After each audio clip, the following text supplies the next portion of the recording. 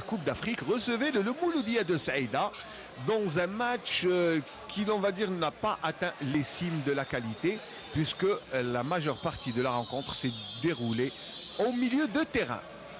Et ce sont les Sétifiens qui ont fait preuve de métier, qui vont inquiéter leur adversaire par des tirs lointains. Pourtant, Qassem Mehdi, à la 27e minute, trouvera la tête de Delhom Morad qui lobe le gardien d'une singulière manière et permet à son équipe d'ouvrir la marque et surtout de marquer l'unique but de cette rencontre. Le gardien d'Ahmani a failli commettre l'irréparable, heureusement pour lui que Hemani était maladroit sur cette occasion. Encore une fois, les Sétifiens mettront à rude épreuve d'Ahmani qui montrera toutes ses qualités d'excellent gardien.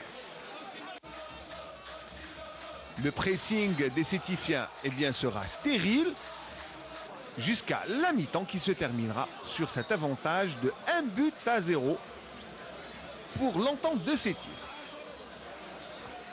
La deuxième mi-temps sera très pauvre en action de but et le jeu se concentra au milieu de terrain alors que le public avait l'esprit ailleurs puisque la demi-finale de handball Algérie-Égypte se déroulait au même moment du déroulement de la rencontre. Eh bien, le jeu sera un peu calme au milieu de terrain. Les rentrées de Qaddour et de Haj Issa mettront un peu plus de verve dans cette rencontre.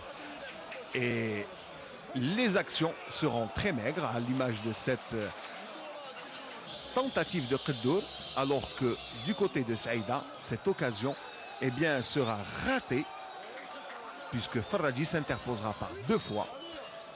Et la rencontre se termine sur la qualification de l'entente de...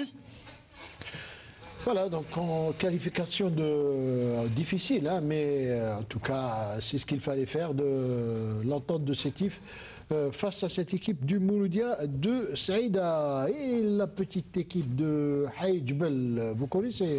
Oui, c'est la montagne,